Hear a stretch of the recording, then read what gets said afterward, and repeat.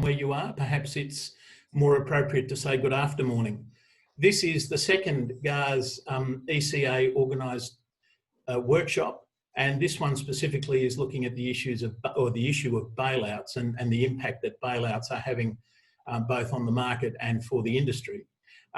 We've got an amazingly highly qualified panel to talk about, and I'm absolutely delighted to be able to introduce the panel to you. I feel rather out of my depth, so I will be the person asking the stupid questions in all of this, because I'm probably the most stupid person. Well, I know I'm the most stupid person on this panel. My name is Andrew Charlton. I'm from Aviation Advocacy, but I'm only here to moderate and to stand out of the way of some really very, very remarkable panellists. So I'm delighted to introduce our panel. Bryan Pierce is the Chief Economist of IATA and obviously brings very much an industry perspective to all of this. And I know that he has some remarkable slides that you will find really quite interesting. After Bryan, I've asked Mike Tretheway, who's the Chief Economist at InterVISTAS, if he'd be so kind as to set up a definitional framework for us so that we know what we're talking about. Peter Forsyth, who is from the University of Melbourne, is it, Peter? So, a university in Melbourne? Monash University. I do beg your pardon, Monash, the better one. Peter Forsyth from Monash University will talk about airports and the issues there. Cathal Guiomard from Ireland, previously of the Centre for the Commission for Aviation Regulation, will also talk through some of the issues and put it into context, I think. Finally, Peter Lewisch will talk about some of the legal framework within which we're going to have to work. We've got 90 minutes, grosso modo. It's going to be a very dense conversation, I think.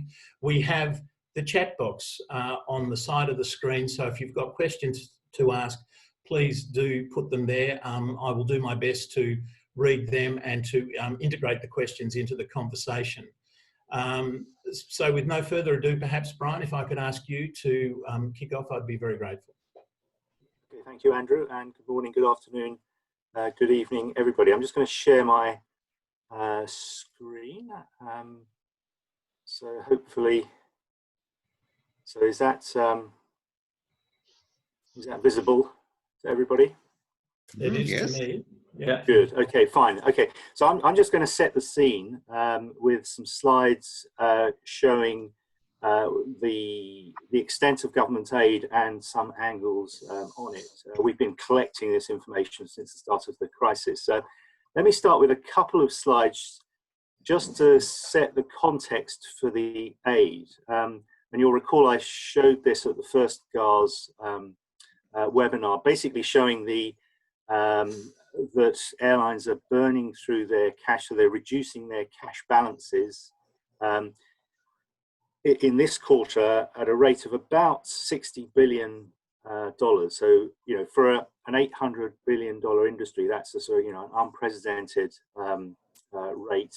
The second point is that airlines started off the year with fairly low balances of cash and near cash assets. If we measure those against average revenues or costs last year, that was worth about 2 months worth of paying costs. So they've been able to eke those cash balances out a little longer, but you know, the general point is that the industry was very quickly running out of cash. So now to get on to the main point of the discussion, you know, we've added up all the measures that we've been able to unearth.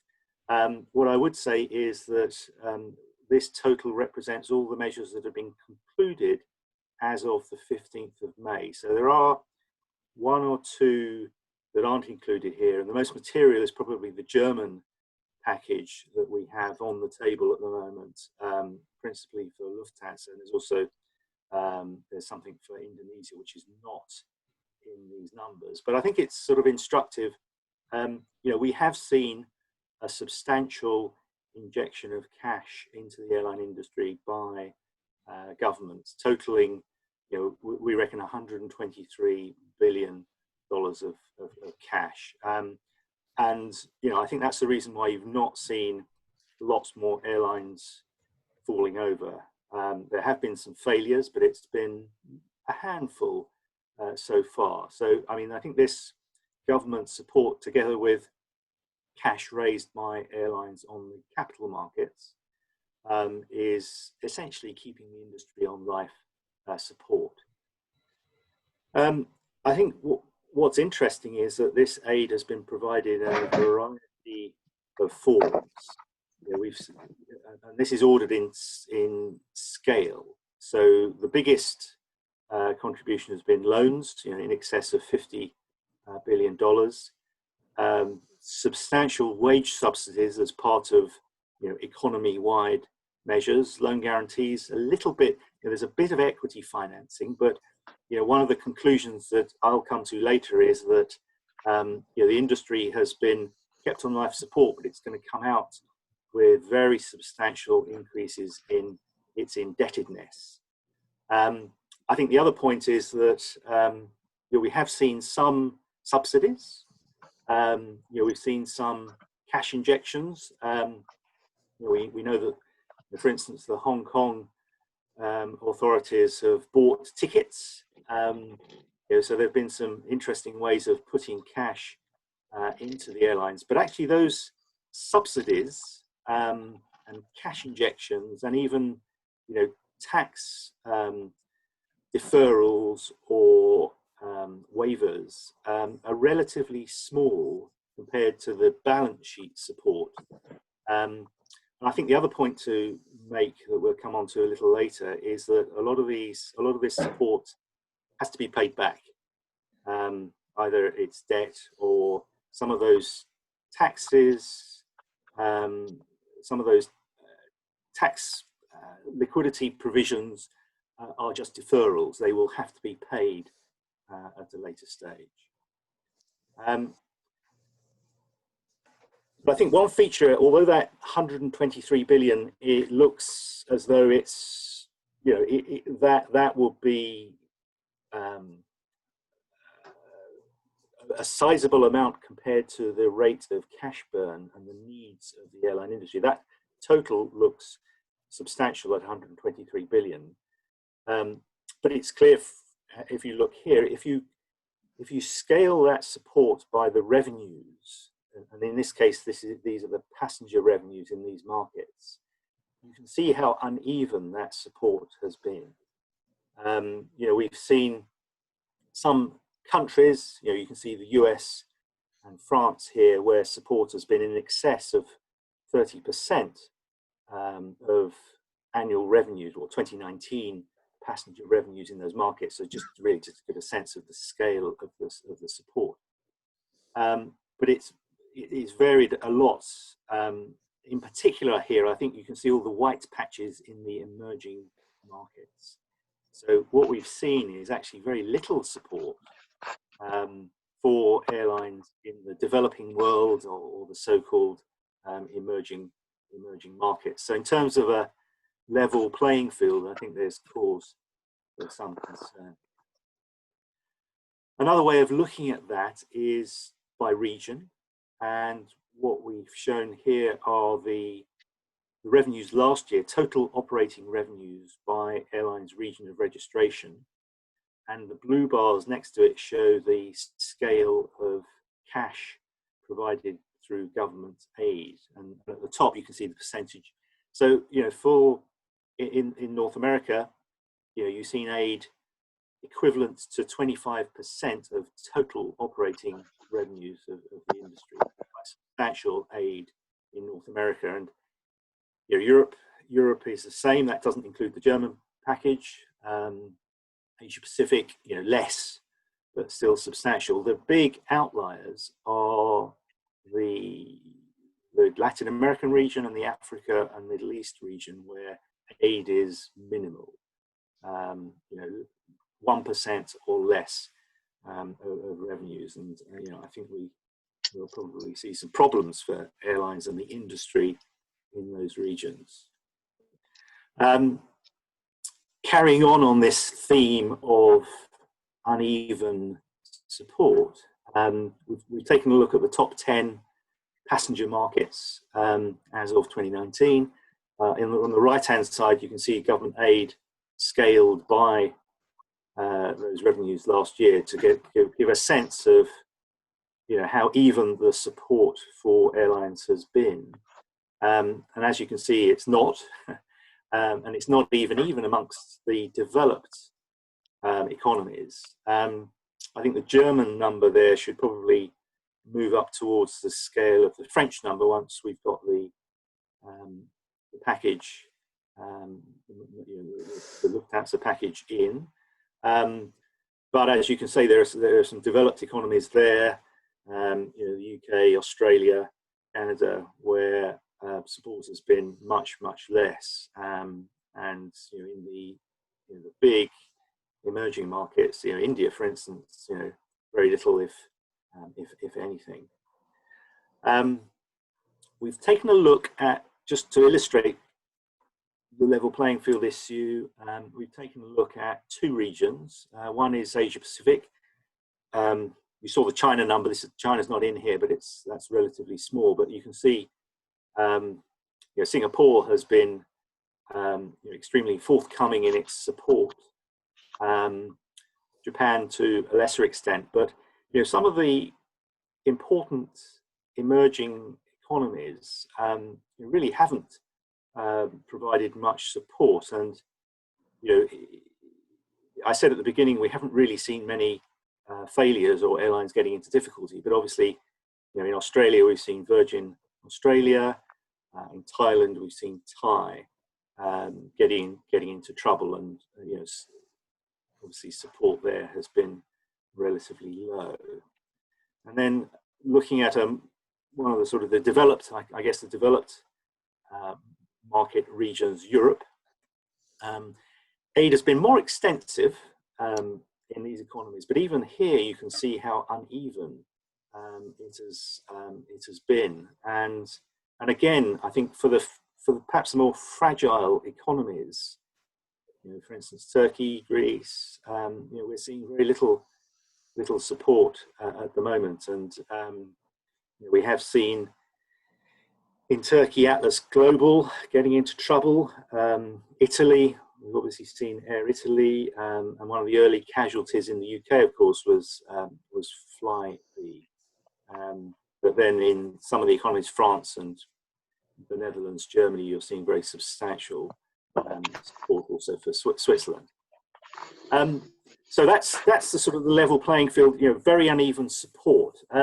One of the issues that Mike Tretheway is going to raise in the following presentation is, whether we can distinguish between government aid as a bailout, supporting failing business models, or as a sort of transition aid. I mean, these are exceptional, extraordinary circumstances. The crisis that the airline industry is not of its own making. It's the health issue.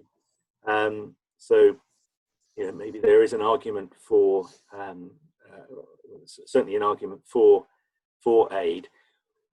What I've tried to do here is to throw a little bit of light on this issue about, is aid being spread equally amongst every airline, whether it's a viable, successful business model or a failing business model, or have governments been trying to target aid towards previously successful and viable business models to keep them alive in these exceptional circumstances? So along the horizontal axis, you've got the average return on invested capital over the 3 years, 2016 to 2018. So that's a sort of way of measuring whether a business model has been successful. So obviously, the higher the return on capital, the more successful airlines were. And then on the vertical axis, the scale of government aid as a percent of the size of the passenger market in that region. And I guess the first point is that I guess one qualification I should say is that these are broad averages within the countries. You know, they're not looking at individual airlines. So there's only so far that we can take this as an indication. But what it does show is that, you know, for those airlines on the left-hand side, for those countries with airlines on the left-hand side who have not been doing well, who weren't doing well, who were, you know, destroying shareholder value, investor value before the crisis, aid has been, you know, on the relatively low side.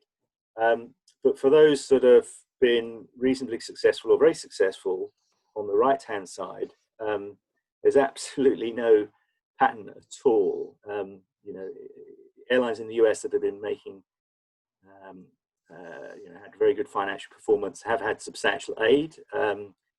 But airlines in the UK, which have been actually arguably more successful, have had very little support. The broad correlation for this is 0. So perhaps something to discuss later. I think an important point to note about the support from government, and this stacks up all of those different ways in which government have provided support, totaling 123 billion to date. In blue are the measures that will actually generate new liabilities for airlines. Loans, lots of direct loans, loan guarantees or deferred taxes. And that's the majority, well, 55% of the aid, an extra sort of 67 billion of that is debt on businesses that will enter the recovery period, as they're starting to do on domestic markets, with, you know, facing very weak demand, very weak cash flow, probably higher costs because of the requirement that we're starting to see to keep seats free in between passengers, which and also other measures which will reduce aircraft utilization. So unit costs will be higher. And also burdened by debt. So I think that one concern that we certainly have is the impact that government aid, and of course the debt that's been raised by airlines on private capital markets and from banks and from the lessors, will have on the balance sheets of airlines as they go into this recovery restart period. And so, you know, we estimated that the industry had about 430 billion of debt at the end of last year.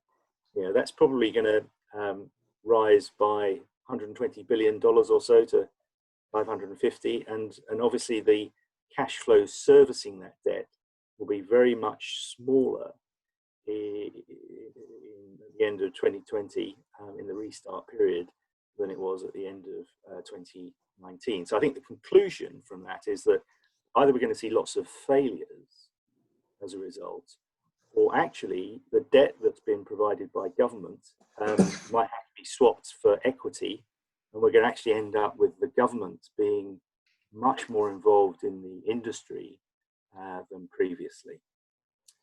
And I'll leave it there. Thank you very much.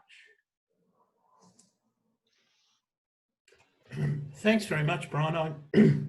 I always find those remarkably fascinating slides. I'm wondering if you'd be so kind as to put the slides back up for a minute, because I had a couple of questions, and we're getting some interesting questions in the chat box as well. Unless others have got a different view, I think that slide is fascinating, the one you've just put up. But if you could go forward to that, I think it's slide number 10, that it's where you've got the various dots scattered over seemingly all over the house. That one, thank you, yes.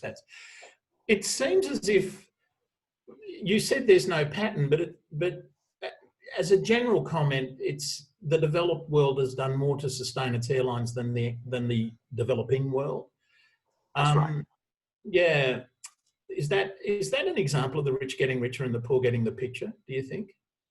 Yes, I think so. I mean, there's obviously developed country governments who have got more fiscal capacity.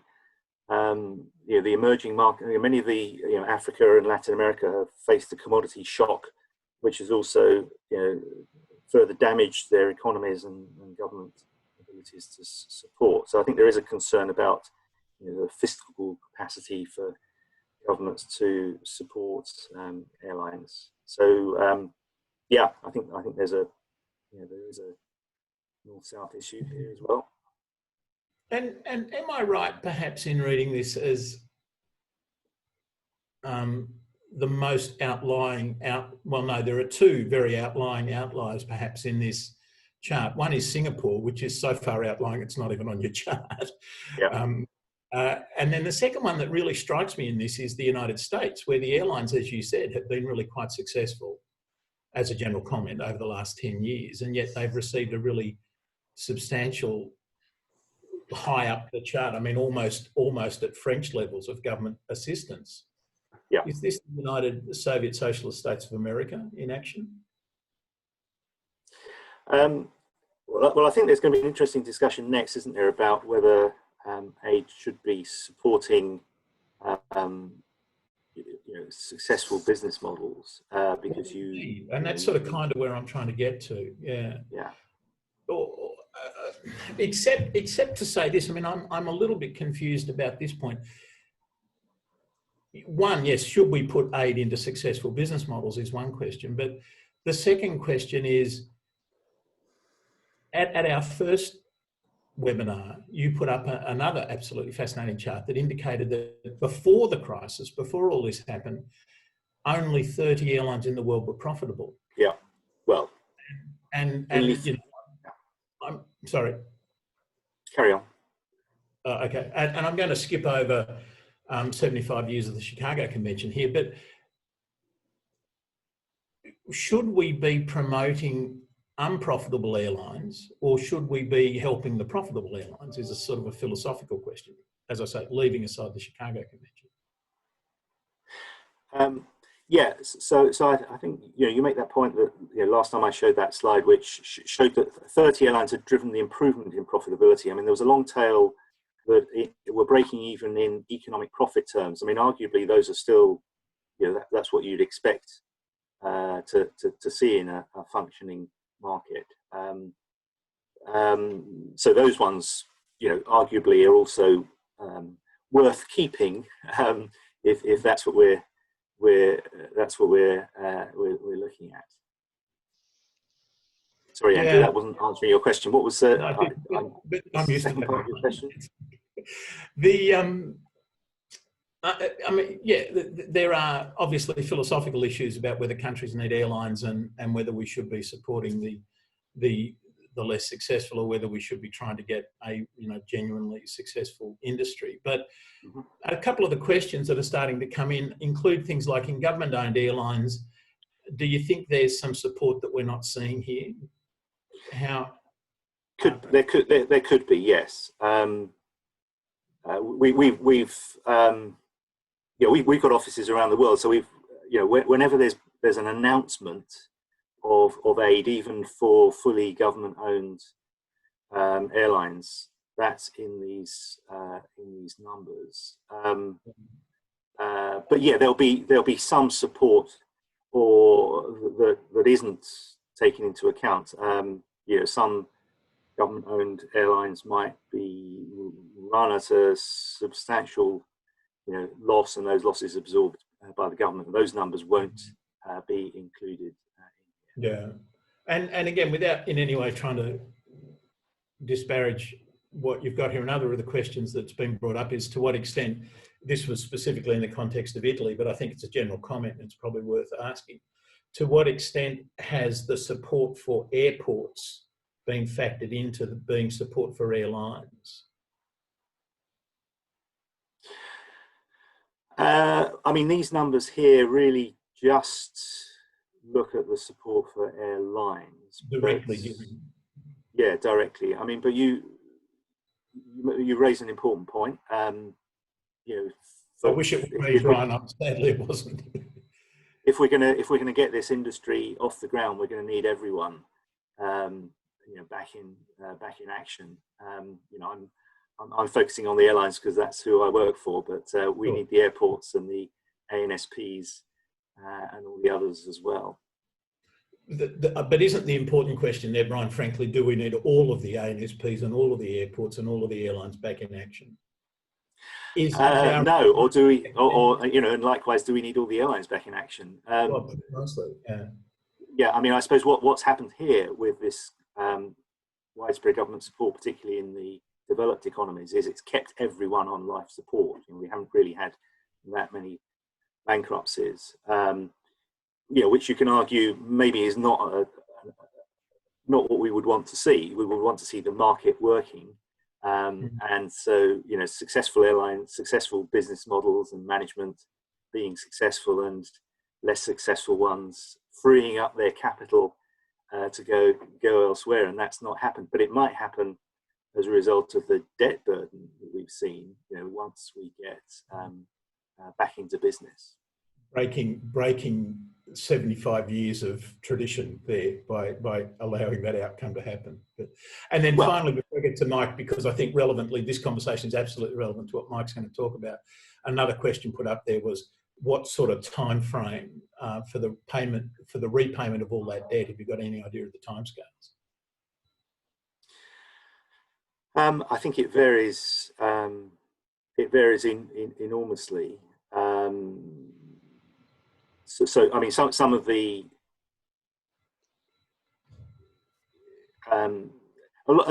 much of it will be spread over considerable time, and so it will depend on the extent. You know, the servicing costs are an impossible burden, because I think that the cash flows airlines are going to want to generate any cash they can when they start operations again. But will that be sufficient to keep them going?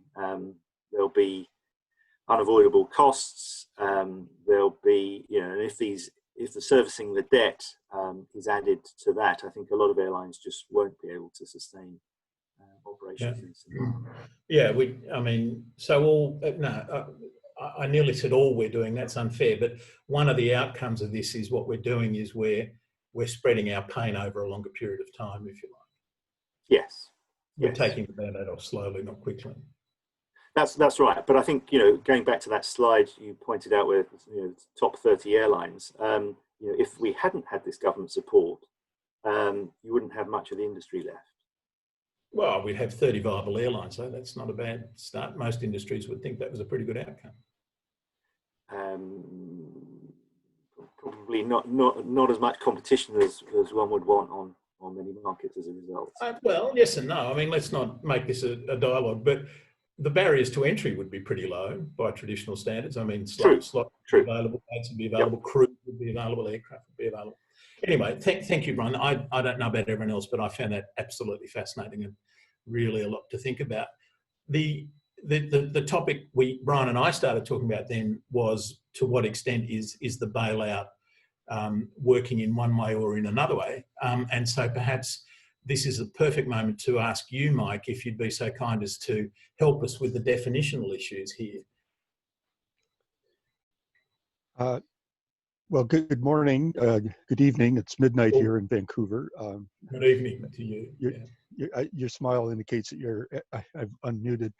This is the first time I've used Zoom. We don't like the security on it, but they've got an option saying improve your appearance, and I can confirm that it actually does nothing. So what I wanted to do is, I don't have a major presentation, but I did want to deal with the issue of the vocabulary. So one of the things that Brian had shown was the really substantial aid that's available, that's been tendered to the industry in, quote, North America. North America in this context does not include Canada. So in Canada, our government's view is that they are not going to bail out corporations in general. It's not that they're picking on aviation, but they don't want to bail out corporations. So the aid right now is pretty much directed at wage supports, direct payments to individuals in case they're not working, and so on. And so we're having a huge debate in Canada behind the scenes about whether the government is going to provide any support for the aviation industry. There may be some things that will be available to airlines, but we have a number of airports now that are likely going to close up permanently.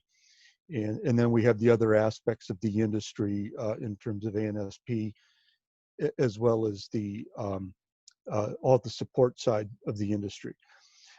To me, one of the problems is the use of the word bailout, which is what the media is using all the time, and indeed policymakers themselves. And I don't think that that's an appropriate term for a lot of what's going on. So I've got this one slide, it's the only slide, that introduces vocabulary. And what I want to do is distinguish three different concepts of support. So support will be the general term, support that government would provide to an industry.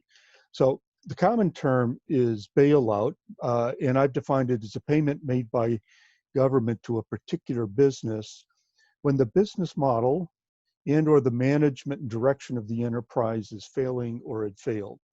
So this is money you go to a failed or failing firm. And being North American based, the classic example that we often use is Chrysler Motors in 1979. They were manufacturing and attempting to sell cars that the market simply did not want at all. And so they were faced with bankruptcy. They convinced the US government to provide a bailout. Now, in some ways, I can almost call that transition support, but I don't want to, because in the end, Chrysler actually did redirect itself and came back as, at least for about 20 years, a relatively successful a motor car company. But the key thing for bailout, in my view, is that it's money being paid to a business that has failed, either in terms of its business model or the management of the enterprise. And I distinguish model and management because I see separate roles for the board of directors and the management team. Now that's contrasted with the second term, which is compensation. So compensation is a payment made by government to a particular business to compensate for losses incurred by the business due to an action by the government. And again, a North American example here, but post 9/11, when the US government and Canadian government completely grounded all aircraft for a number of days, the government decided that they had created an action that had removed a revenue stream from economically viable enterprises, and that they should be compensated. There's a little side comment on this. I've actually developed a little paper on this, but in some countries, including the United States, providing compensation when the government does an action is actually required by the Constitution. The Fifth Amendment of the US Constitution has got a number of things in it, but one is that government cannot seize property without compensation. And since roughly the 1930s, the Supreme Court in the United States has determined that regulators and other actions by government that do not provide fair compensation have to be rejected. A regulator, it would be unconstitutional in the US for a regulator to set a rate that is not compensatory to the electric utility or the airline when airlines were regulated.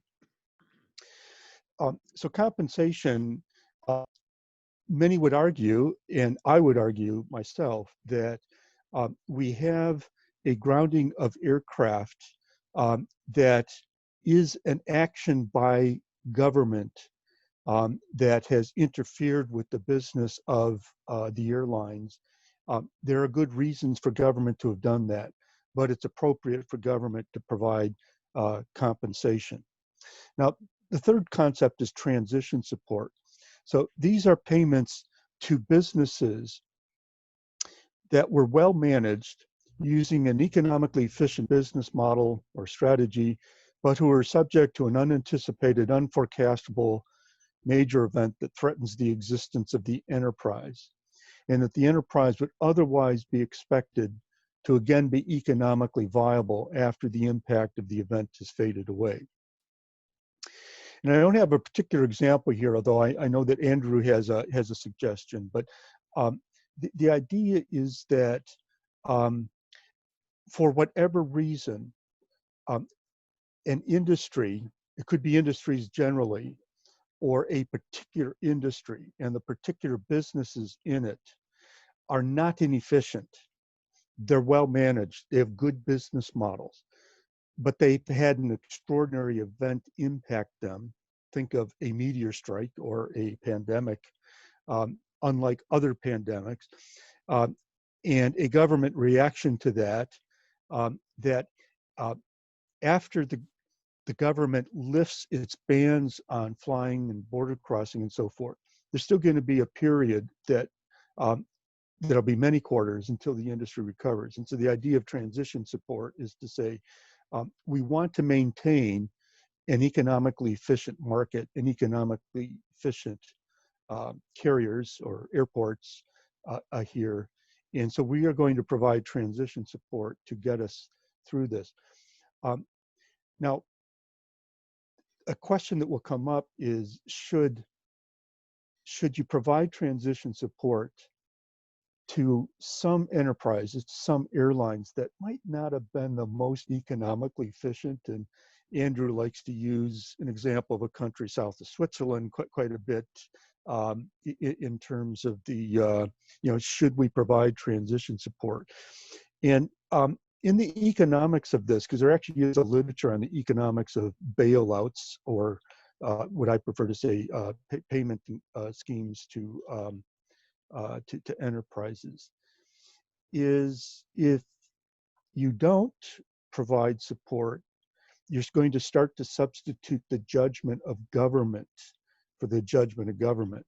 So you can have an airline that's inefficient, and if COVID had not happened, it might have actually gotten through this. They might have changed management, they may have developed new products, new pricing policies or whatever. They may have gone through a merger. Oh,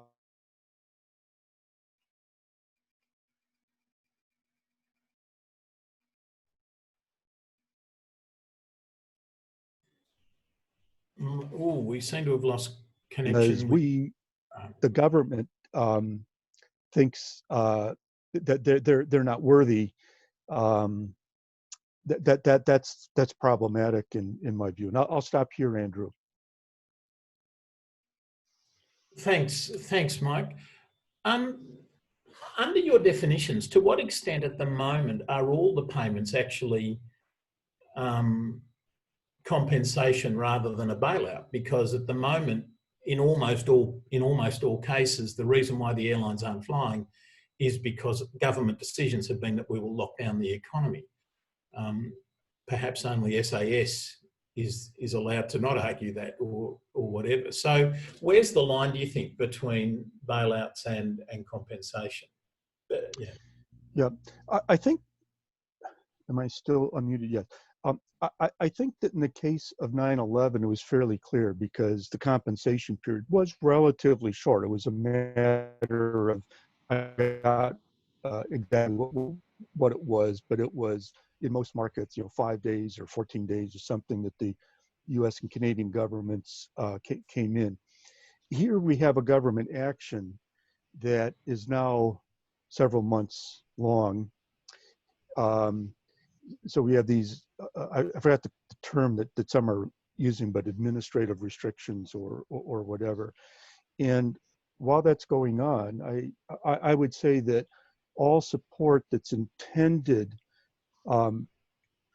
to support for a period of probably 1 to 2 quarters, I'd probably label that as compensation. And that's probably best done. This starts to become normative rather than positive economics, but probably best done in terms of direct cash compensation. We made an action that denied revenue to you after 9/11. We're going to pay you the revenues. same thing right now. We made an action that for a couple of quarters is going to deny you revenues. We're going to substitute that. Transition support, perhaps the role of debt is more appropriate there to get through, but it's hard. And one of the points I make in my little paper is that all of these have to be considered on a case-by-case basis. There's a lot of ambiguity around the concepts. Well, indeed, and the other question that then springs to mind, of course, is who gets to play God in all of this? Because even for your definition of a bailout, it's to support a company that has an unsustainable business model. Who gets to say the business model is sustainable or unsustainable? Bryan, in his chart, put it down as return on invested capital, which is a very obvious measure. But is that the sort of measure you think would be appropriate? Well, I'm inclined to say that I'd rather government didn't make those calls. I'm inclined to say that airlines that were operating before the administrative restrictions came on should be compensated.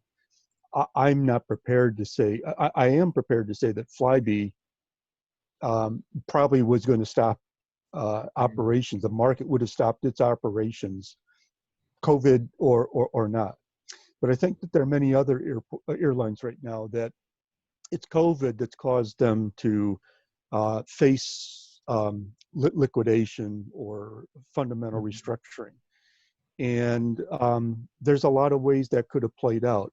In Canada, we have Air Canada and Air Transat attempting to do a merger, more accurately, Air Canada, an acquisition of Transat. That was something that was underway previously for an airline that had problems, but that would have solved a market structure issue in Canada. But to come back to my very favourite airline, in Mediterranean Airline, and let's ciao to all my Italian friends, that's another example, though, surely, of an airline there where you don't have to be Einstein to work out that maybe its business model was unsustainable, but yet here we go again. How do we stop that sort of behaviour? Well, that's role of competition and state aid policy, and it just becomes ambiguous when you're dealing with an extraordinary event. I do prefer to call this a black swan event, although there's a number of people I know who don't want to refer to this as a black swan event. We should have expected that someday we'd get a huge pandemic, true, but I'm not sure that anybody expected this kind of a government reaction. And clearly there were political elements about was information suppressed? Did governments make decisions early enough that they could have avoided the huge run-up? I'm inclined to say, in the case of your favorite airline, that I'm kind of not inclined to say I know better and the time has come for them to end. I think they should get through transition, but the level of aid has to be support to compensate them for what government did and to provide a sufficient transition to get them back to their near failing state before, but not to fundamentally recapitalize them as a new economically viable entity with a bad business model. The compensation case-by-case basis has to be determined, but that may be that we give them enough to get them to a position that in the end might not be tenable, and let the market sort out how they're going to make it tenable or remove that capacity. Yeah. I've heard it argued that perhaps, after the banking crisis, one of the requirements to sort the wheat from the chaff there was to increase the reserve capital requirements, to increase the size of the buffers. Is that something, given the importance of airlines to the global economy, is that something that we should be considering here? Some sort of improving the equity ratio, something like that? Bryan, that might be a question equally for you, I think. But Mike, have you got a view on that? Yeah, I'm dubious of the wisdom of government to determine what's the right equity ratio for airlines and how to, enforce that. I think fit, willing, and able is the right criteria. In Canada, the key requirement is you have to own at least one aircraft and you have to have insurance. And essentially the government's relying on the insurance markets to sort a lot of this out. But the business models today are just so different that I would be nervous about saying that if you want to continue with your license to operate as an airline, you have to achieve a liquidity ratio of X or a return on investment of Y. If people want to gamble with their money and do things thinner, I say, I don't think the government's going to get this right. But interestingly, the governments did do that in the case of banks. Brian, have you got a view on this?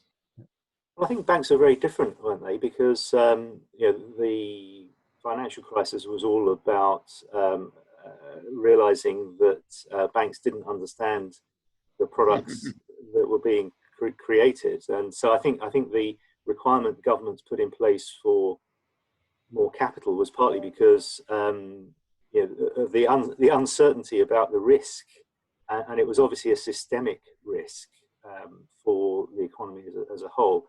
I mean, airlines are much simpler, I would have thought. Their products are much more obvious to experience and see. So I would agree with Mike. I think we can leave this up to the market. Thank you. And then finally, what about insurance then, both Brian and Mike? Questions I saw Paul Hooper's question there. Very good. A good anticipatory question, because I have another whole part of a presentation that I will not do about the issue of risk. But briefly, there are insurance markets, and insurance markets are complicated. There's different tiers in what they call the tower of insurance, with Lloyd's and other reinsurance up at the top. But there's a point where even the reinsurance companies won't take risk, and war risk insurance for aviation was one of those. So throughout history, there has been a recognition that there are some risks that are so large that only government is able to provide that insurance. And there's a long list, and I won't go through that. I think that the action after 9/11 for governments to step in and provide airports and airlines with war risk insurance was appropriate, because it's clear the insurance markets, at least my understanding, they were not going to step up, and without that, the airlines could not operate. And so I kind of see COVID as like that we're facing a risk that perhaps it's an unknown. There's a lot of debate about what does the word risk means. There's knowable risk. We know probability distributions and so forth, and actuaries can figure that out, figure out what the right price is. But then there's risk. I actually do a lot of work in the rail sector, and the release of a chemical like anhydrous ammonia, the damage and the financial implications are so massive that the insurance markets have simply said, we will not do that. Same thing for transporting nuclear material. And interestingly, in North America, or at least in Canada, is transporting volatile crude oil. The insurance market simply won't insure. So the Canadian government has stepped in with an insurance plan for transportation of nuclear materials and for transportation of crude oil, though not anhydrous ammonia. That's a mystery to me, and I'll just stop there. Thank you. Right. So thank you, Michael. Peter Forsyth, we'll turn to you now, perhaps. You are one of the two people on this panel for whom the very concept of a black swan is completely confusing, because from where you come from, where I come from, black swans are completely normal. But can I ask you to perhaps have a conversation about the airport focus on this? Right. Well, thanks very much, Andrew. Airlines and airports are both seriously affected by the crisis, but in rather different ways, at least some of them. Now, many airports have market power, not all, which means that they do have some discretion over the charges that they levy. And as a result, these airports may not have a problem of long-term viability. Now, of course, they will have some problems in the short term. There'll be many would have liquidity problems and so forth, problems of getting enough cash to maintain operations. They'll need to borrow, but of course, those which have market power will be quite good risks for lenders. However, of course, these airports will be facing losses in the crisis period. Now, one thing is that you don't necessarily have to cover your costs every year or every month, unless, of course, you're forced to do that by a government or a regulator. We're talking about airports, some of which are government-owned, some of which are private but regulated. So these airports obviously have to cover their costs over the longer term, sure, and they will have to make up for losses that they have in the crisis period. And of course, afterwards, they'll be able to get more revenues and also maybe put up prices. So with regulated or public airports, there's no need for them to put their charges up during the crisis. This would be a mindless response, which would make things worse rather than better. Now, of course, that's exactly what did happen in a number of cases with in the GFC, making the situation worse. And so during the crisis, what one could argue is it's better that airports keep their charges low, enabling airlines and their customers to survive, maximising wider economic benefits from air transport, such as connectivity and so forth. And then later on, put their charges up. Now, that might be what we desire, but it may not be the case that it's always happening. And that's really an issue for the government owners and the regulators, to make things feasible for the airports to do this. So they wouldn't be insisting on covering costs year by year, or they should be letting regulators have the flexibility.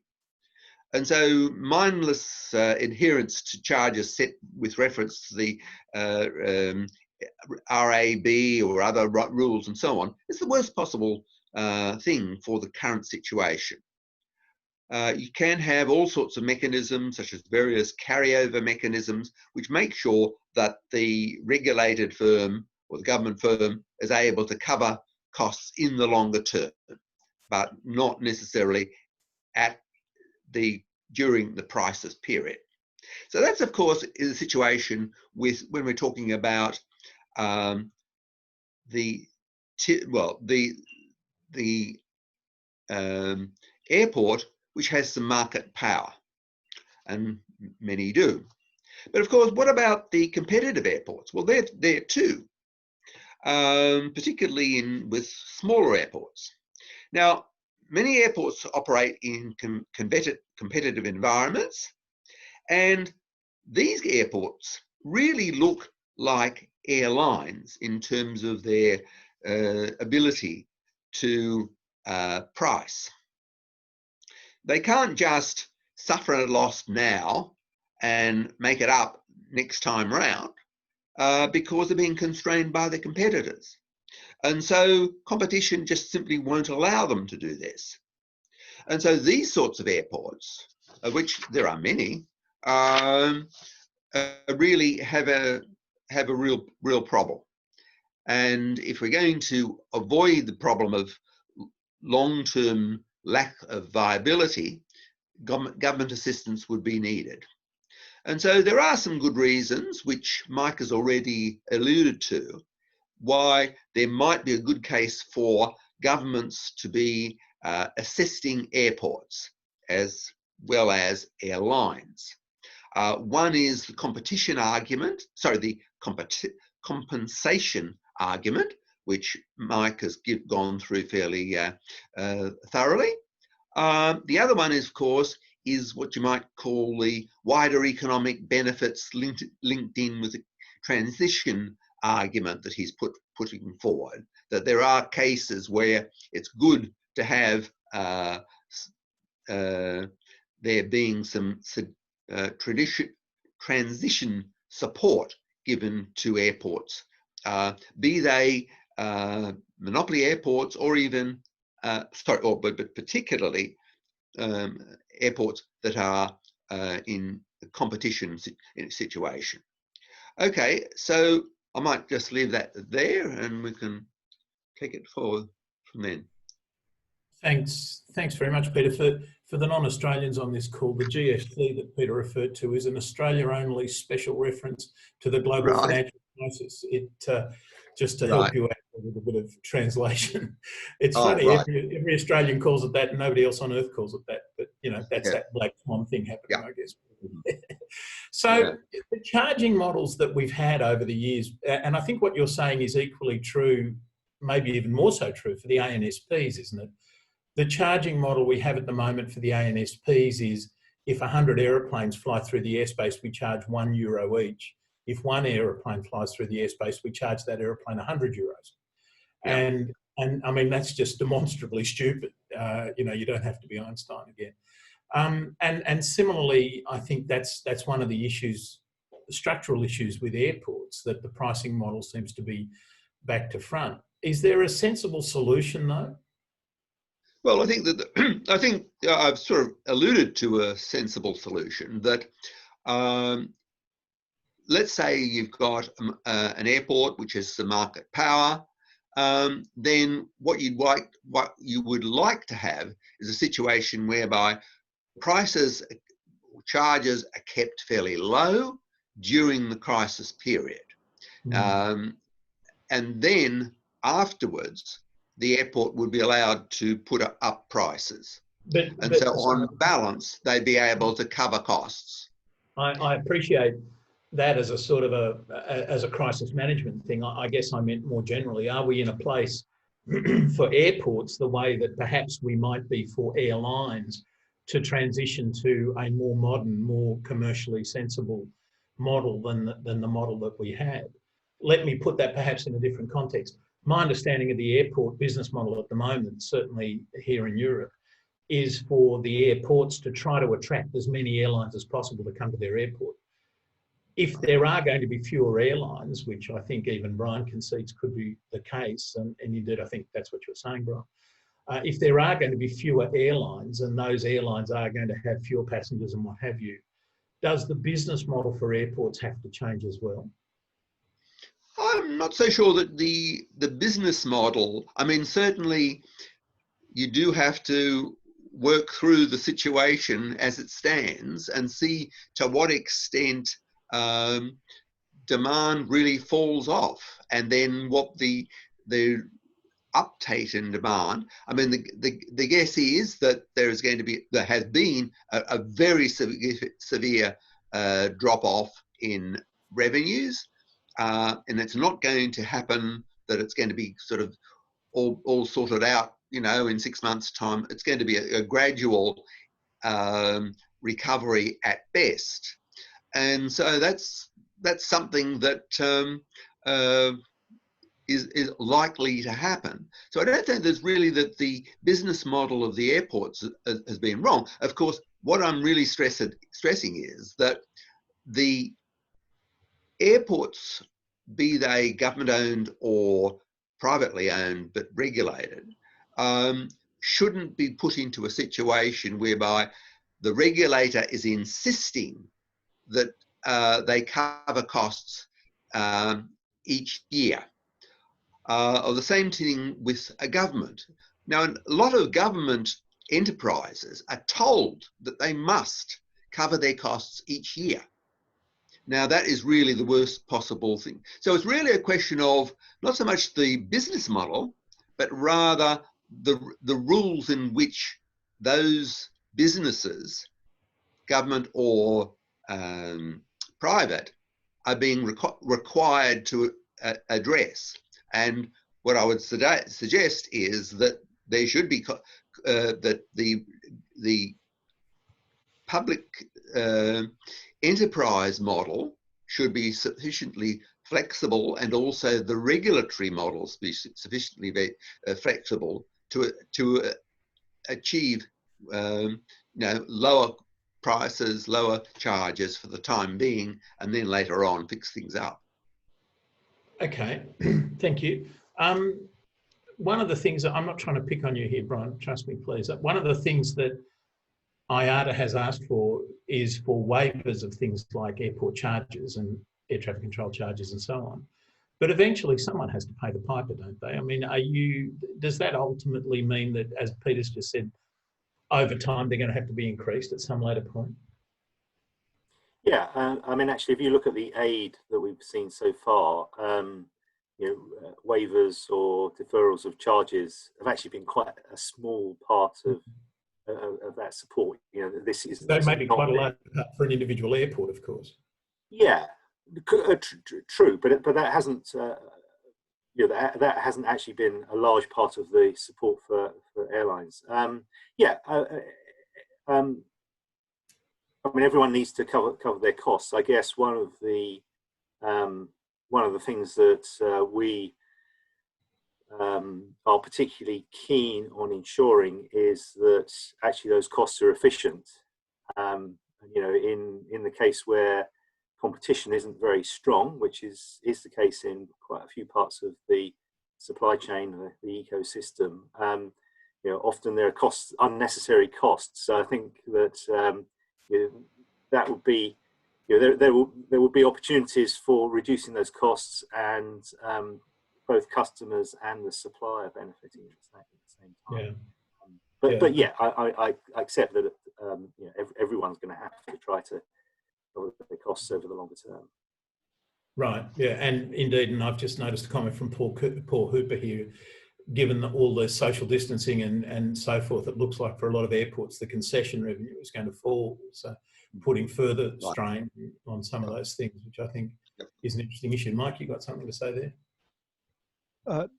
Yeah, there's an interesting, some of our UK colleagues will recognize this, but the original model for the separation of railways into infrastructure companies and train operators was, where necessary, we'll provide support to train operators, and then they can pay compensatory rates to the track company. That failed dramatically. And so now the model is to provide support to the track company, as well as where necessary for community service obligations to the above the rail operator. If government does not provide support to airports, ultimately the airlines are going to pay for that. And but if the government does provide support for airports, at least the compensatory support, and I might argue transition support, but I agree with Peter that many airports, the larger airports, certainly can finance their way through a transition. Not all airports, but many can. And so it might be a better way to restart the industry if airports are compensated initially. I might add, though, that one of the things we're observing in Canada right now is airlines exercising countervail powers with airports and just telling them that thou shalt have no landing fees for, it varies a little bit, but it seems to be around 3 years. And for a year and a half, thou shalt also not have any passenger fees. And passengers. If you're not going to, well, yeah, right. So for small airports, this countervail power is substantial, and there's no other source of revenue at small airports. Non-aeronautical, trivial. Okay, thank you very much. I'm conscious of Mickey's big hand sweeping around the clock. Let's perhaps move from the strictly economic to the slightly more regulatory. Cathal, could I ask you to, what are your thoughts, having heard all this so far? Okay, so I'll offer a few observations. I'll keep it very short, partly to let Peter join in and partly maybe to have some questions from participants. Generally, what I've tried to do is to look back at some of the lessons that agencies tried to draw after the financial crash in 2008, because the position then was very similar to now, with institutions in jeopardy, a lot of government aid, a lot of prevailing rules watered down at the very, very least. And some of the agencies, a couple of years afterwards, tried to take stock of what had happened and imagine what kind of better policy might have been implemented with more preparation and more time.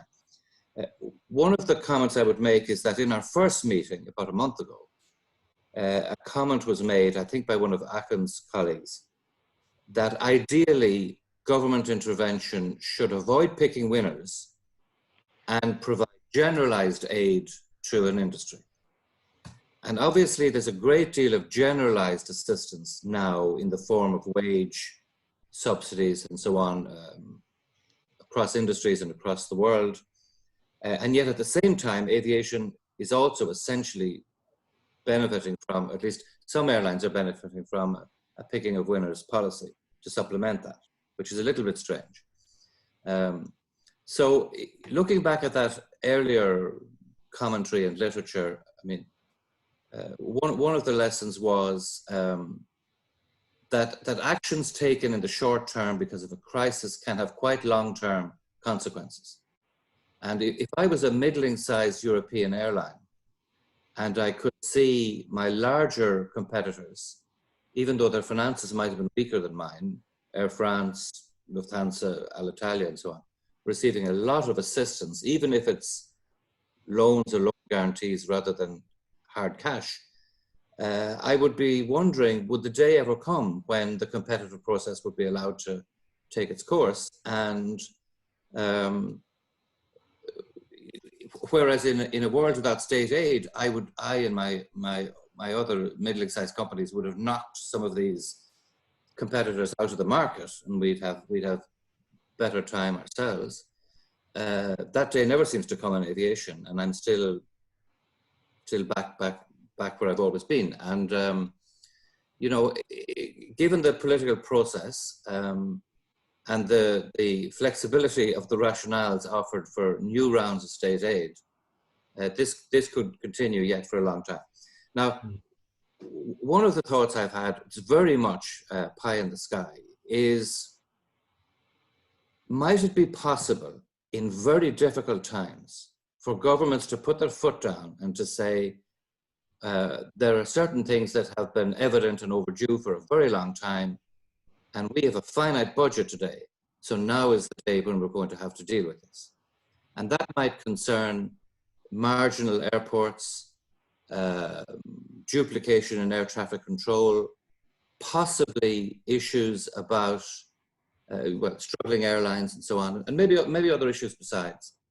And a lot of these things have not been tackled for decades, and I just wonder, might there be a better opportunity to confront them now? It's very aspirational, but I just have that thought. One of the lessons that some of the analysts drew from the financial crash was that you needed a framework to describe state aid policy and so forth, let's say in good times, but also in emergencies. And advocates of state aid and of competition policy and all the rest can see that in a very severe crisis, the credibility of the agencies and the policies does depend on some flexibility in very unusual times. And that's one of the reasons why pragmatism appears in the title of our topic today. But yet, can you contain what dilution you achieve in policy so that it just doesn't, so that everything isn't lost? And if you look back in aviation over, say, 40 years or whatever it might be, there's been a very slow incremental move towards competition, towards restrictions in state aid, towards privatization, and all of that agenda. And progress in the right direction is very slow, but falling back seems to be happen very rapidly. And my sort of thought is, can we, what would be possible to limit how large the concessions are in very untypical times? There's also a comment, I think, to be made about financial resilience of companies, including in the aviation sector. And I would, if I were a politician or a minister or a civil servant, I mean, I would find a company that came to me in a crisis and had reserves and had maintained, let's call it in very populist language, a rainy day fund, but that had become exhausted and then was looking to the government and the taxpayer for something additional, I think that would be more easy to respond to than the practice, which I think is pretty much recognized as having become very popular, of, you know, large salary increases, large dividends, and just the dissipation of funds that would otherwise be there for hard times. I understand Mike's argument, for example, about the government not substituting its view for the market's view about which companies should survive.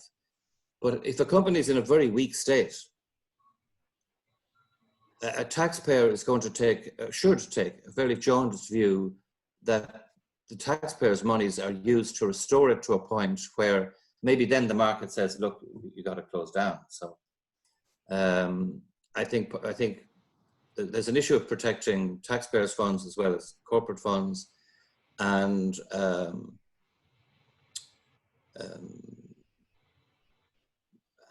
if something, if a result is fairly inevitable, then postponement, there may not be a strong argument for postponement. So look, I would just throw in those thoughts, and I can leave it at that. Thank you. Thank you very much, Simon. Yes, you've touched on a number of really important points, I think, including that whole discussion of who picks the winners, which is a really good segue actually to Peter Lewisch, if you'd be so kind as to put your slides up now, because in the European context anyway, there are very strict rules about state aid, and which we're watching being observed more in the breach than the observance, of course. But part of that should be for the government to do exactly what you're saying, Cathal, or what you're opposing, which is to step in and put in some conditions as to how it is that this aid will be given. So Peter, if you would be so kind as to take us through some of the European conditions. I hate to press you, but we're running short of time, I'm sorry to say. But once you've done your presentation, we can perhaps have a more general conversation about how we bring all this together.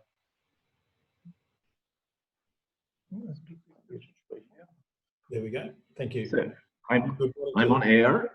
You are. Good. Yeah. Good morning and good evening from Vienna. Vienna, where the national airline, Austrian Airlines, is in trouble, and the airport of Vienna is a little bit in trouble. So it's a location. We're having trouble. Obviously, is everyone having trouble with the sound quality? You can't hear me well? Can't hear you well. You can? Okay. Cannot, no. Cannot. If you get a little closer to the microphone, that might help. All right. Better now? Yes, it is actually. Thank you. Yep. Okay. Obviously, there is a problem with the presentation. But from a legal perspective, well, the issues to change, look to them from a legal perspective. Sorry, Peter. I'm sorry, Peter. I'm going to have to. I honestly can't hear. Can everyone else not hear Peter?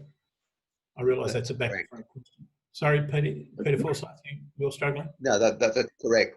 We can't. I can't find. It's a back front question. It's very broken up. Yeah. Now, okay. Thank you. Better. Yeah. Better. Mm-hmm. Okay. Oh.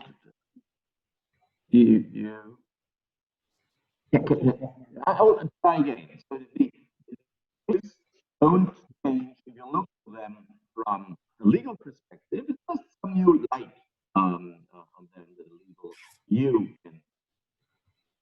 The first question would be, in terms of a legal framework, is there a state obligation to assist airlines in opportunity, or are there constraints on any such subsidies? You can hear? No, I'm sorry. Peter, look, I'm really sorry, but Peter, let me interrupt. Peter, I'm sorry, let me interrupt. I think we're all really struggling to hear you. I know you have a presentation. I'm also very conscious of the time. I'm just wondering what the best way to take this forward might be. Can you see that? No, sadly, the sound quality really is poor. Maybe you might need to change your microphone. So perhaps while you're doing that technical stuff, let me go back to you, Cathal. What's your thoughts in all of this about also factoring in the green agenda? That got an eye roll. Yeah, it's only a short time before we have to confront that. Obviously, environmentalists have already drawn the conclusion that governments have been able to summon up almost unlimited resources to tackle problems in the aviation sector and across the economy, and should be, can no longer deny that the same might also be done for climate.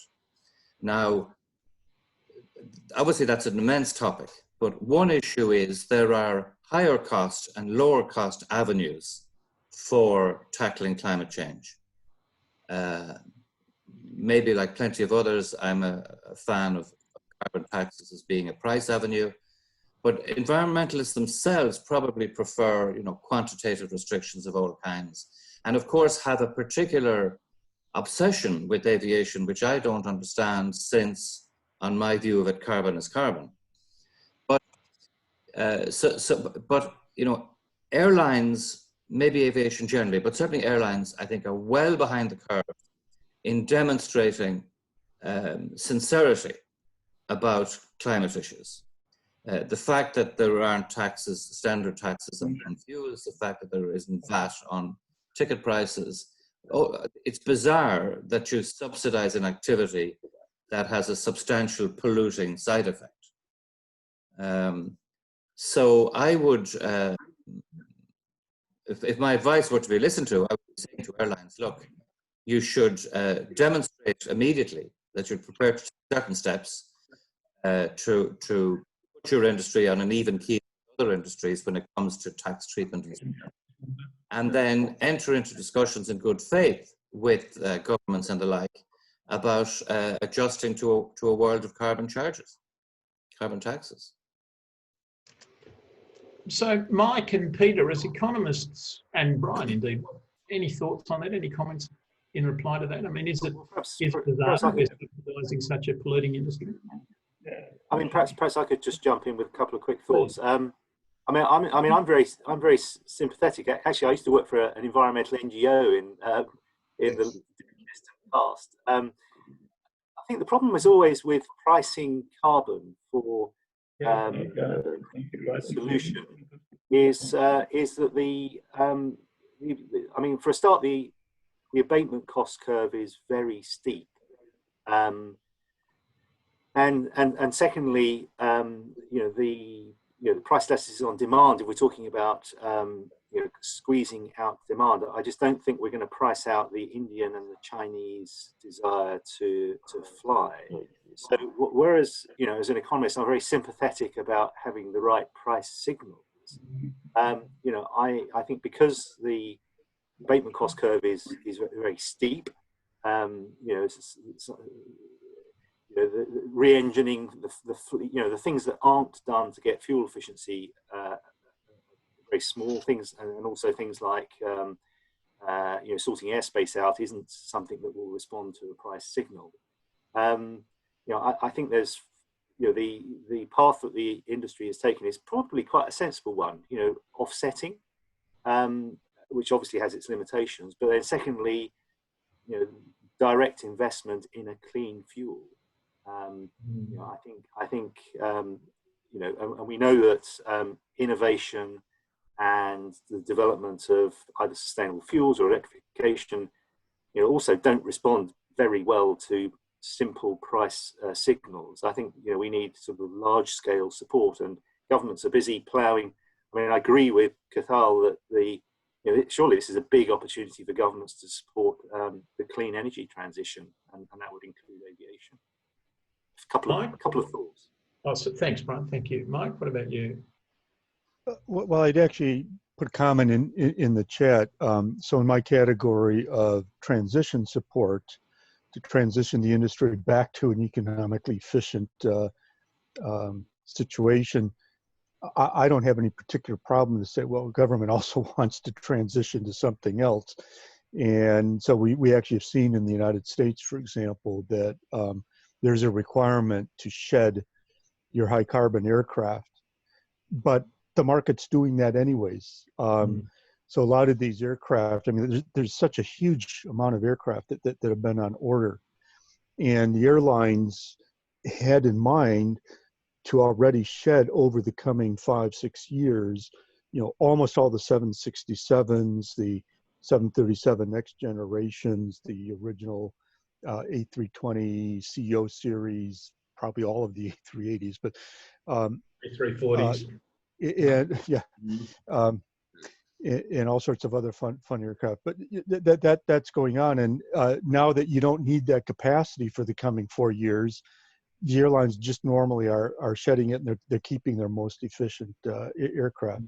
But I don't see any particular problem by tying transition support payments, saying, here's part of where we want to transition. But fundamentally, we still need, as my colleagues have said, we need the right price signals in there, and that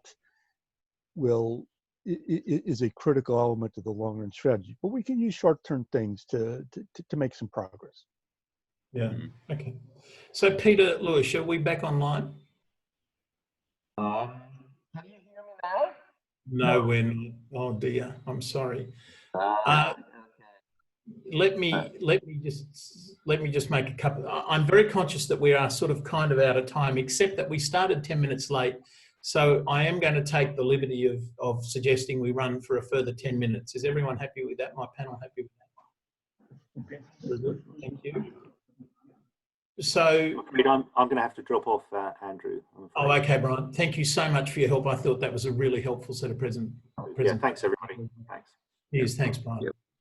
So Peter Forsyth, then, while we're there, your thoughts on Mike's comments on the price signalling for the green issues. How do we do that price signaling? Well, yeah, I mean, that's really an issue. What I am a little bit worried about is that people will say, right, here's an opportunity, let's do such and such, without really thinking things through. Now, that some people will say, yes, aviation has to do it this way rather than that way, et cetera, et cetera, et cetera. Now, there is a lot of material, discussion about what are good ways of achieving reductions in carbon, et cetera. And there are also ways that are not very good. But I'm a bit worried that whatever it is, that it really needs to be thought through carefully. So I don't think it's a matter of saying, aha, here's a crisis, let's don't waste it, etc., and then take the first thing that comes into people's mind, which I think is happening a bit, that it needs to be, I mean, it doesn't have to be rocket science in terms of thinking through, but sort of working out what are the good ways and here are the not so good ways. And what it is exactly that we're trying to achieve. So do we want to have fuel taxes, and why are we doing that? And how does that impact on, let's say, the ETS in Europe, and so on? Indeed, and another point, of course, is that phasing out some old aircraft is probably not going to get us all the way home. Well, yes, but I think that's great, and it will happen. But of course, over time, that effect will get lower and lower, because then there will be a boom and everyone takes every aircraft that they can get their hands on. That is, of course, if aviation recovers to the sort of normal extent that it was, the tracking on, which may be not the case. At one level, excuse me, at one level it'd be a nice problem to have. Cathal, I want to pick up perhaps also on your first point, that we seem to be at risk of losing in a quarter what we've taken 2 decades to gain. in terms of regulatory reform, regulatory advance, and so forth. It's as if we've been pushing hard against the elastic, and the elastic is about to spring right back. How do we stop that? How do we stop from losing those gains that we've so painstakingly won? That's another difficult question. I asked the questions, Cathal. It's up to you blokes to answer them. Yeah, there's some reassurance, I think, to be taken from the fact that my impression is a large number of public servants and civil servants now have seen the benefits of deregulation and are themselves, let me just put it like this, not as statist as they used to be and as they might be or as their predecessors were. So that'll be of some assistance. On the other hand, I mean, one of the things that worries me, and it goes far beyond aviation, is that the crisis, the virus, has released a huge amount of what you might call blue skies thinking just across the whole spectrum of policy, which could lead to problems in just about every single area. And a lot of it is what Peter mentioned a moment ago. It's a person seizing on some favorite mechanism or something they're familiar with, and believing that this is the avenue to go down. And in the case of aviation, I think it's clear that there's a particular hostility, a particular hostility towards aviation in general, shown by many environmentalists for reasons that I certainly struggle to understand. But that could become quite a serious problem for the industry. You might see public bodies requiring that their staff not fly over certain distances or constrain their flying subject to some ceiling that's imposed, or all kinds of policies that would certainly not be thought through. But in terms of, again, Peter's observation there, it's time for the industry to more attention, to understand maybe better and worse avenues that might be followed, and to be in a position to make a contribution to that. Yeah. All right. May I just intervene for a second? Can you hear me now? Yes. Clear as a bell. Clear as a bell. Yeah. Can I intervene for 3 minutes? Please do. Is that okay? All right. All right. Finally. Okay. So from a legal perspective, there are two basic questions underlying. Is there a state obligation to assist airlines in need? And other constraints on subsidies for airlines and airports in need? And the first set of questions is to be answered from the national law. So there may be an obligation to assist under simple national law, say an act on epidemics. There may exist some such obligation under national constitutional law. We've heard this before, but more under national constitutional law for the immediate consequences of state action, not only of the economic consequences. It's possible also under international laws, under some protection of property clauses, that the state may be obliged, but this is a weak argument to provide subsidies, and a possibility under anti-discrimination grounds based on international investment treaties. So that would be the set of the legal basis for providing this subsidy. But the interesting question is, are there constraints? And under European Union law, the answer is yes, there are constraints to the extent that the subsidy distorts competition. So this brings us to European state aid law. And just in terms of definition, because not everybody is familiar with this, the state aid is a selective advantage out of state resources with the potential to distort competition affecting trade between member states. So a selective instrument distorting competition. General rule is state aid is prohibited, but it may be declared compatible with the internal market by the Commission on certain grounds. And not unimportantly, there is the possibility of competitors, say Ryanair, to appeal decisions by the Commission before the European courts. And that is what Ryanair has already announced, that they would do this, appeal decisions. So if this is the setup, then there are three major consequences. The first is general measures that do not provide a selective advantage, say deferral of taxes generally. They are not state aid because they are not selective. The compensation of harm as such, as long as it's not overcompensation, is in principle also okay. And for the rest, it requires a careful balancing of possibly anti-competitive consequences and say the pro-competitive consequences.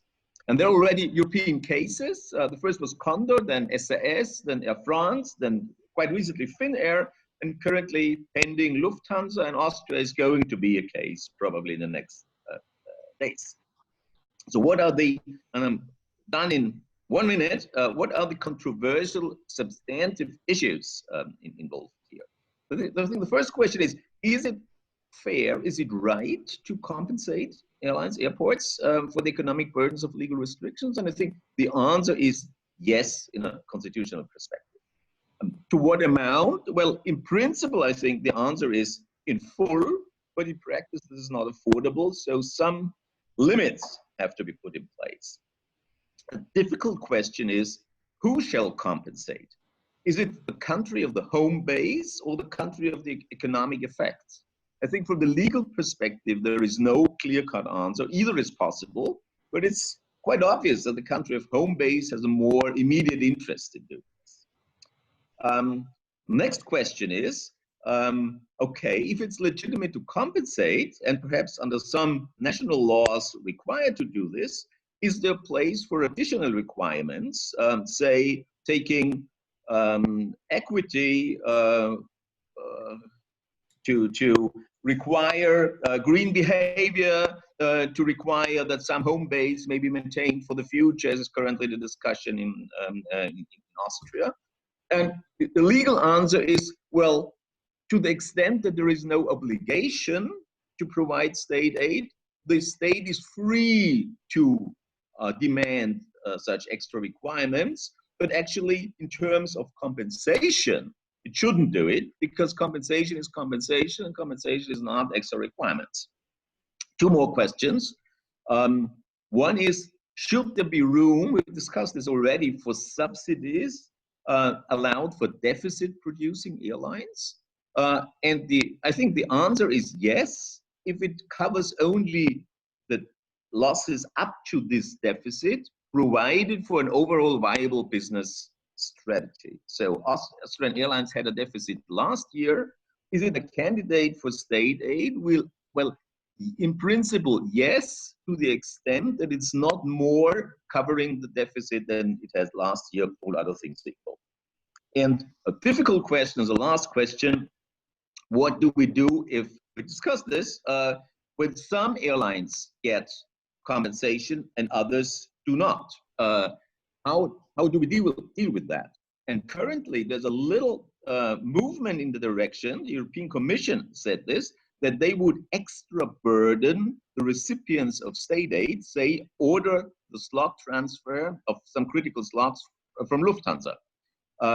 I doubt whether this is the appropriate approach. First, to allow state aid and then to put an extra burden on the recipients sounds as a unnecessarily difficult way to do it. But perhaps what Ryanair has in mind, the legal challenge is a way to go. That's from my perspective. Thanks very much, Peter. Thank you very much. I found that really interesting. As a general comment, in Europe, we tend to think of the state aid rules as incredibly inhibiting and incredibly strict. But what you've just told me is you can do whatever you like, or at least that's sort of the impression. There is quite leeway. That's true. So there are currently there's this extra framework in place that gives the flexibility. And the European Commission has said we need the flexibility, and we grant the flexibility, and we define ex ante the criteria under which everything will be all right. It's true. It's true. A lot of flexibility now. At the moment, yes, at the moment. Yeah.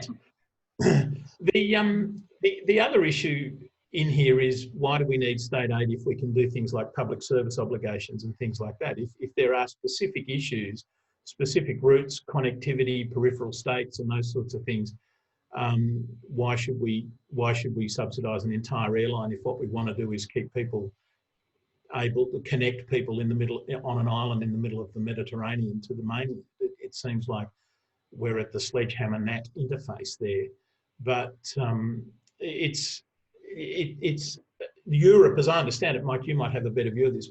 Europe, as I understand it, is the only place with a really detailed framework about how government should be giving money to companies for fear of market distortion. Is market distortion the big issue at the moment, Mike, or is that going to be an issue we worry about later? I think we worry about it later. We had a good industry that had some weak carriers, a lot of carriers that actually got their act in place. And based on Bryan's information, at best, if we confine support to only the profitable airlines, we're going to have a globe with 30 airlines, and in fact fewer, because many of those are no longer profitable. So I think we have to look at this more broadly. We should not be getting confused about providing transitional support and compensation to deal with state aid issues that were there for other purposes. That framework can still be there, but my understanding actually of the European framework is that these kind of payments could potentially be allowed constitutionally. In any event, I think that there's not a lot of things that I think the U.S. Congress and Trump have done right. But they've decided that aviation is critical to the future, and they do want to use the policy to reduce the carbon by requiring the retirement of some aircraft early. And I agree with Bill, it's not going to be enough, but it's a step there. But we need a viable aviation industry to support not just economic connectivity, but social connectivity as well. And the only way we're going to get that, if we're not going to go back to 30 airlines that are government owned,